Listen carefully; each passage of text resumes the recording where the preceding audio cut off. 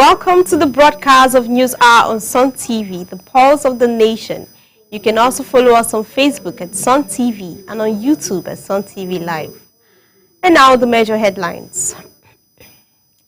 U.S. mission condoles with victims of Niger State floods, commends emergency responders. And Atiku blames government failures for Kano athletes' deaths and the Niger flood tragedy. NIMET predicts nationwide thunderstorm and rainfall, urges public caution. My name is Mercy Juru, and now the news in full. The United States mission in Nigeria has expressed condolences following the recent flood in Niger State that claimed at least 151 lives and displaced over 3,000 people. In a statement released via its official X handle, the mission conveyed sympathy to affected families and commended emergency workers for their efforts.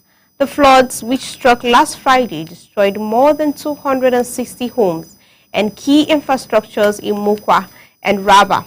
President Bola Tinubu dispatched a high-level delegation to assess the damages, while state authorities appealed for further federal and international aid to manage the humanitarian crisis. Similarly, former Vice President Atiku Abubakar has criticized both federal and state governments for what he described as a persistent failure in safety and disaster preparedness, following the deaths of 21 Kano State athletes in a road accident and over 150 in flood in Niger State. In a statement, Atiku expressed deep sorrow over the incident and urged authorities to implement urgent road safety reforms and proactive flood management plans as the rainy season intensifies.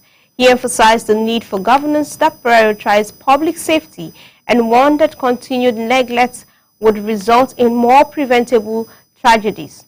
Atiku extended condolences to the affected families and called on the nation to unite in addressing these recurring challenges. The Nigerian Meteorological Agency has forecasted thunderstorm and rainfall across various regions in the country from Monday to Wednesday. According to its weather outlook released in Abuja, the northern states including Taraba, Kaduna, Gombe, and Kano are expected to experience morning and evening thunderstorms. Similar weather conditions are predicted for the north central and the southern region, with rain anticipated in the Federal Capital Territory, Kwara, Rivers, and Lagos, among others. NIMET advised the public to take precautions, including security loose objects, avoiding driving in heavy rain, and stay away from tall trees. Airline operators were also urged to obtain updates weather reports for safety operations. FCT Minister Nelson Wike has claimed credit for making the PDP a major political force, asserting that the individual efforts, not the party alone, drive electoral success. Responding to the criticism from party elder Bode George over the ceiling of the PDP secretariat, Wike said the property isn't in his or the party's name, so neither could the party pay the rent. He also criticized George's influence, citing PDP's continued struggles in Lagos compared to his own contribution to the party's national growth. President Bola Tinubu has reaffirmed his administration commitment to the National Single Window Project, highlighting its early success in improving trade efficiency. Marking his second year in office, Tinubu described maritime and trade reform as the key to Nigeria's economic recovery under the Renewed Hope agenda. He said the NSW, a digital platform aimed at streamlining cross-border trade, is easing port bottlenecks, reducing delay, and enhancing Nigerians' global trading standing. Tinubu also noted that the government's export intensifiers are helping Nigerians' business compete internationally. Stakeholders anticipate continued improvements in port operations and trade competitiveness as a reform progress. ECOWAS has endorsed the Dangote Petroleum Refinery as a key driver of regional petroleum supply and industrialization. During a visit to the 650,000 BPD facility in Lagos, ECOWAS Commission President Dr. Omar Toure praised the refinery as a transformative project capable of meeting West Africans' fuel needs. He describes it as a model of private sector leadership and pledged ECOWAS support in enhancing market access. Dangote Group President Aliko Dangote reiterated the refinery's pan-African vision and called for reduced reliance on fuel imports. The facility was also credited for helping lower diesel price since its launch. The BUA Group has challenged Hadiza Bala Usman, the former NPA Managing Director and current Presidential Advisor on Policy Coordination, to clarify which terms of its port concession were violated. Responding to her recent claims, BUA accused Usman of ignoring court rulings and prior arbitrations across initiated under President Buhari. The company alleged her termination of the agreement was influenced by personal interest and was later reversed by the NPA's current management. BUA maintains its 2006 lease for Terminal B at the River Port was lawful and that prior remediation talks with the NPA were nearly concluded before Usman's tenure began. Experts highlight the Nigerian's gender pay gap, where women earn 20 to 45% less than men in similar roles, is driven by historical, cultural, and economic factors, as well as occupational segregation. Many women are concentrated in lower-paying sectors like clerkly work, sales, healthcare, and teaching, limiting their earning potential despite often having equal or higher qualification than men. They stress that the urgent need for stronger enforcement of existing labor and gender equality policies, including regular audits and stricter penalties for non-compliances to address wage disparities. Expanding women's access to education, particularly in science, technology, engineering, and mathematics, is also crucial. Programs like Girls Coding equip girls from unserved communities, which teach skills opening doors to high-paying careers. Experts also call for the advancement of cooperative gender-inclusive policies that promote transparent pay structure, fair hearing practices, and support for work-life balance. Closing the gender pay gap is essential for women's economic empowerment and Nigeria's sustainable development. Achieving this requires coordinated efforts from governments, private sectors, and the civil society to build a more equitable society. The Supreme Court and the National Judiciary Council and the Federal High Court workers have withdrawn from the nationwide strike scheduled for June 2nd by the Judiciary Staff Union of Nigeria, following intervention by Chief Justice of Nigeria, Justice Kudirat Kekere-Ekun. The decision came after assurances were given during the closed-door meeting with the CGN, who had already presented the workers' demand to the presidency. The NGC workers also granted a 2-week grace for authorities to act on the issues, including wages arrears and salary increases. A Supreme Court communiqué described participants in the strike as a premature and counterproductive. NECO plans to introduce computer-based testing for the November-December SSCE for private candidates, with over 2,000 CBT centers available nationwide. Officials stressed the need for awareness campaigns and enforcement against exam malpractice. While exam bodies like WAEC are prepared for CBT, experts suggest phased implementation and note that only multiple-choice exams fully suits the formats if given challenges with practical and essay tests. Opposition leader Atiku Abubakar and Peter Obi are considering Rotimi Amechi as presidential candidates for the 2027 amid efforts to form a broad coalition.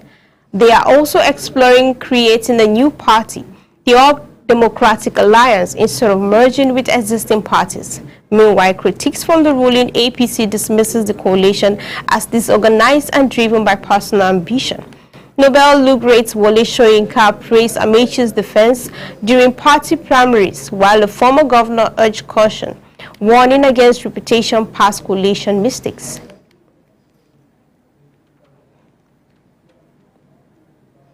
The Adamawa State Deputy Governor, Professor Kilet Faratwa, has urged citizens to support and pray for the continued success of Governor Amadou Fintiri administration as it marks 2 years into the second term. Speaking during the Thanksgiving service at the Government House Chapel in Yola, Faratua highlighted the administration's developmental strides over the past 6 years. The event, attended by top government officials, featured prayers and messages of gratitude, with Reverend Habila Yunswa encouraging service rooted in faith as part of the lasting success. Meanwhile, Kano State has declared a public holiday to mourn the 22 athletes who died in a road accident while returning from the National Sport Festival in Abeokuta. Governor Abba Kabir Usman Yusuf expressed deep sorrow over the tragedy and extended condolences to the victims' family. The state government pledged support for survivors and bereaved families. Meanwhile, Ogun State Governor Dapo Abiodun sent a delegation to Kano and announced 1 million naira in support for the victims' family. The FRCS attributed the clash to driver fatigue and speeding, noting the accident occurred at night when the visibility was poor.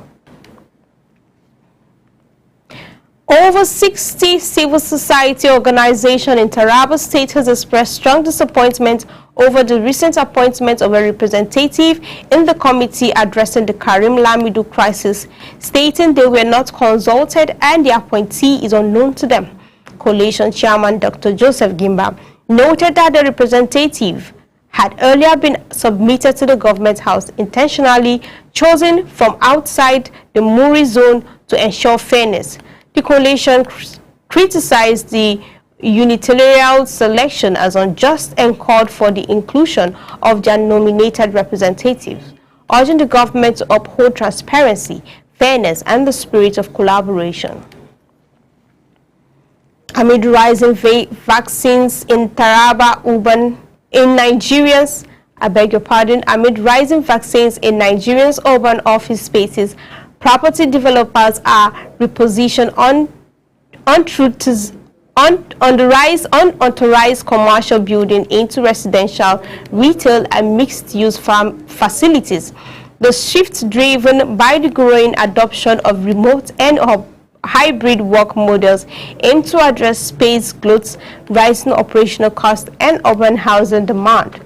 In Lagos, Abuja, and Kano, outdated office structures are being converted into service apartments, co-living spaces, and co-working hubs. Notably, Webboard Estate is redeveloping the long vacant Unity House on Lagos Marine into a mixed house complex. Experts note the trend offers revitalization opportunities, strategic move to enhance community safety and support the state's development agenda. The Anambra State Police Command has arrested 2 suspects in connection with the kidnapping and murder of a female bank manager in Onitsha. Police spokesman SP Tochukwu Ikenga said the suspects Monday Egbe 32 and Kenneth Noga 28 were apprehended on May 28 in the neighboring state. The victim was found dead on January 13 after her family paid a 14 million naira ransom. The suspects are currently being interrogated and efforts are on the way to track other gang members. The police reaffirmed their commitment to justice and urged public cooperation.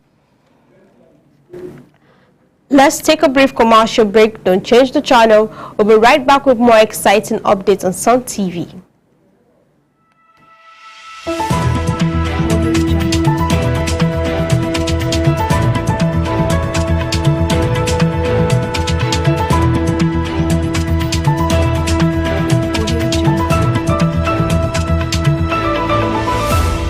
Honorable Commissioner, Ministry of Waste Management and Resource Innovations, Honorable Shonzin James Bernard, on behalf of the Ministry, wish to inform the general public that from now onward and as part of our ongoing commitment to maintaining a clean and sustainable environment, the Ministry of Waste Management and Resource Innovations frowns at the way citizens of the state don't keep their immediate environment clean, dump waste indiscriminately across the state like in the gutters, thereby blocking drainages and waterways, causing flooding. It is on this regard that I wish to communicate some significant changes and and regulations that will take effect immediately. 1. Keep your immediate surrounding clean. Take responsibility of waste generated by you. Package your waste properly to be taken to certified dump sites. Avoid dumping waste in gutters and waterways. Participate in community cleanup initiatives. 2. The ministry have reintroduced sanitary inspectors who, together with enforcement team, will be deployed to conduct regular inspections throughout the state. They will assess compliance levels and provide guidance to those who may need assistance with proper waste disposal practices. Please cooperate with them. 3. Activities of private waste managers in the state have been banned forthwith until an appropriate operational permits are obtained from the Ministry of Waste Management and Resource Innovations. 4. Illegal dumping of waste by any private waste managers shall henceforth attract a fine of 350,000 naira only and their utility truck confiscated. 5. Illegal dumping of waste by an individual shall henceforth attract a fine of 150,000 naira only. 6. Cleanliness starts from your home. Be a part of the solution and not part of the pollution. If you can't clean up your surroundings, then don't make it dirty. 1. Who maintains cleanliness keep away diseases. Follow cleanliness to kill tomorrow diseases. Together, we can create a cleaner, greener and healthier Taraba. Announcer, Philibus Daniel Adamu, Permanent Secretary. The Honorable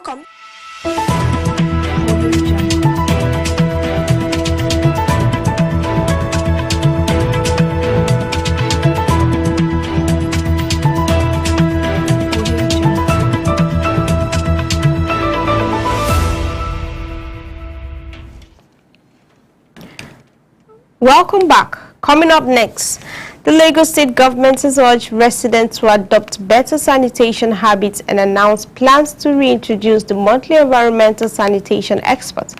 Commissioner for the Environment and Water Resources, Tokumbo Wahab, made this known during a tour of Idiaraba, Orile, Igamu, and Alabaragu, where he decried illegal waste disposal, the roadside trading and activities of cart pushers. He warned the non-compliant markets such as Alabaragu risks being shut down. Wahab also highlighted ongoing efforts to clear blocked drainage channels